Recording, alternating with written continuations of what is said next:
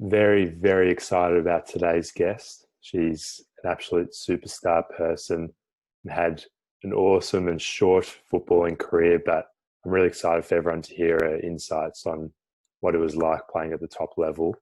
Welcome, Ashley Brown. Thank you, Darby Dexter. So you spent your juniors playing with the boys, then graduated to Melbourne Victory, then to the Matildas. Looking back on that, how do you reflect on it? Was it all a bit of a whirlwind? What do you think about it? I guess at the time, it didn't feel so much of a whirlwind. Looking back on it, like, wow, amazing, an awesome progression. But yeah, it's a funny one to look back on in hindsight, but I think I wouldn't change anything now. Absolutely. Absolutely not.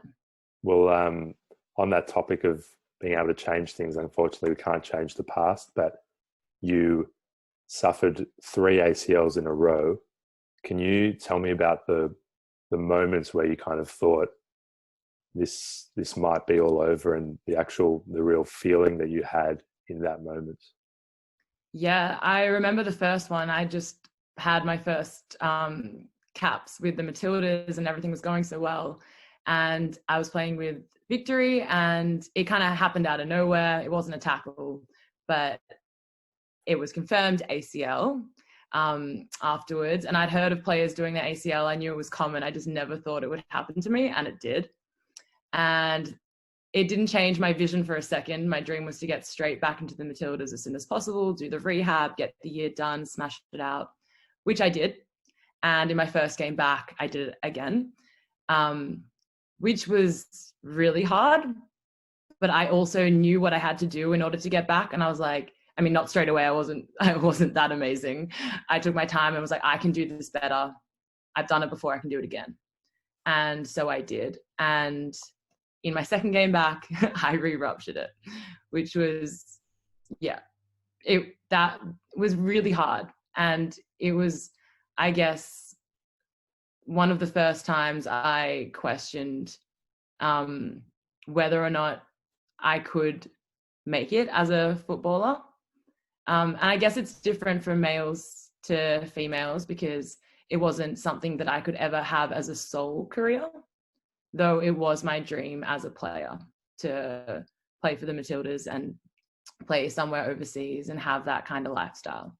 So I guess after I did my third and final ACL, that was the moment where I realized it probably wasn't going to be part of my future. And that was not an easy thing to accept at all. I know that footballers kind of build a lot of their identity around playing and being good at their sport. How did you find that feeling of kind of, I guess, lacking identity or not knowing where the next move was? Yeah, I think it was a very low point. And of course, it was my self-identity. It was I sacrificed, most of my social interactions for it. No formal, no schoolies. But I never cared about that because I knew what I wanted. It was very clear.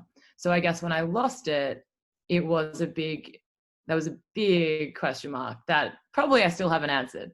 But I think the biggest feeling was overwhelm. There was obviously, it was like a blank canvas. I didn't know what I cared about. I didn't know in which direction I wanted to head. And while that also means there's so many options, it also felt like there was no options because nothing was coming. I wasn't making it, I really didn't know what to do. It was kind of like this paralyzed feeling, I guess. So yeah, and that stuck around for a while. It wasn't an easy switch. But I guess eventually, you talk to the people around you to get you through things like that. And I'm definitely someone that likes to speak to people to get through those tougher times. But, talking to friends outside of football, it was hard for them to understand what I was going through. And talking to friends inside football, was kind of tormenting to myself to have to go back into that environment and see what I was missing out on. So it was hard to find that balance of people who understood, yet it wasn't, it didn't create like a jealousy, like I think that is the correct word, like inside. So yeah, it was tough to navigate. There's no doubt about it, but yeah. I know that I have found with myself that, I did one ACL and that was enough to change everything for me. Yeah. But that in that moment that I really just felt completely shattered. And it's a hard thing to describe because I guess, at the end of the day, sport is just sport. But when it's kind of all you know and all you've thought about and all you've cared about for a very long time, it really does hit you at a really deep internal level. And you're absolutely right. It's a feeling of like, what am I without this? Yeah.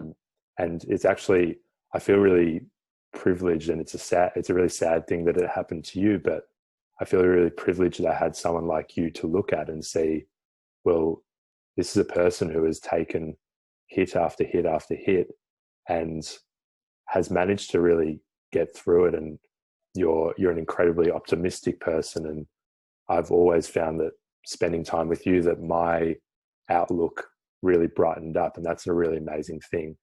In terms of that isolation and allowing people in to support you, what do you think is the key with that? Because I know that a lot of men and a lot of footballers really struggle with actually letting people help them. What do you reckon the key is? It is hard to pinpoint a key in that process because everyone is going to process things differently and need different times to come out of it.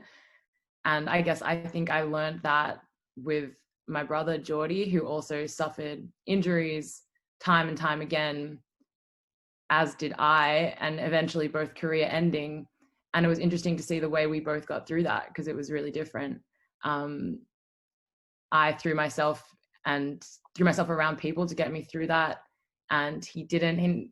We both had different, some days, it seems like you've turned a corner and then you fall in a heap. So it's always just, it's up and down.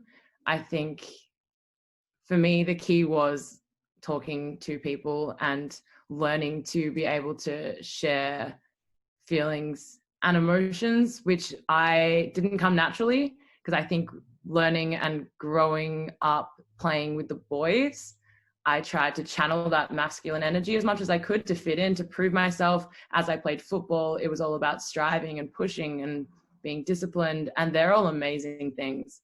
But it's being able to channel the other side, which I was not, and I'm still probably working on. It's not, something that comes naturally when you're in that environment growing up all your life and given praise for it as well. So I think without the other side, though, without finding that, it would make life a pretty hard place to navigate if you're trying to battle through everything alone and continue to prove yourself time and time again.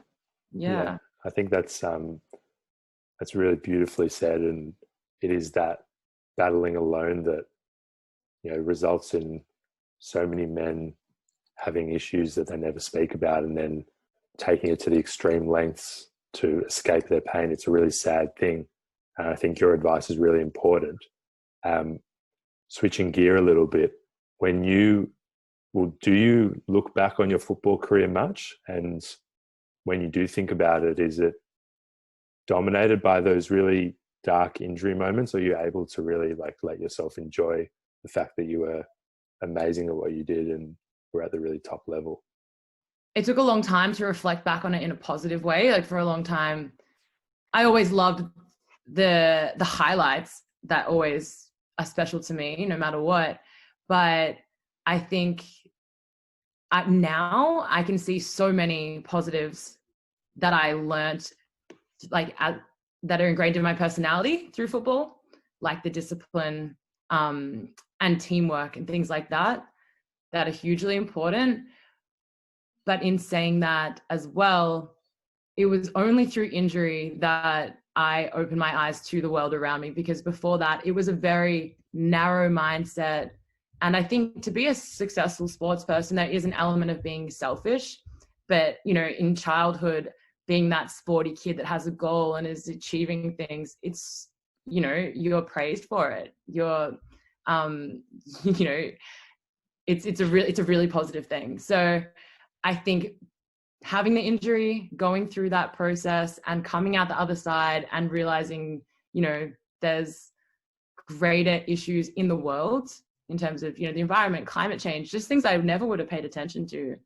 And even having a reason to question being competitive and having more of an intention behind, or asking why I do what I do, because football can be a place of, you sort of go, not going through the motions, but things will happen in a progression that is set for you. And sometimes you don't even make the decisions. You make a team, so you go and you go and you go, and you have an injury, so you know, get told what to do. And all of a sudden, after football, all the decisions are yours. You're responsible for your life.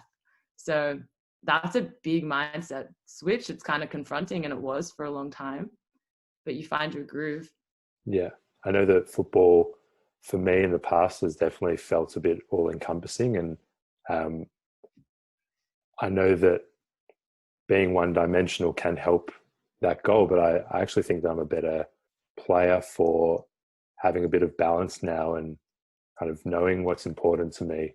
And at the end of the day, like, we all kind of look back on the relationships we had and the amazing experiences we had, and football can provide a lot of those things. But I've certainly found a lot of peace and solace now, kind of having a more balanced approach.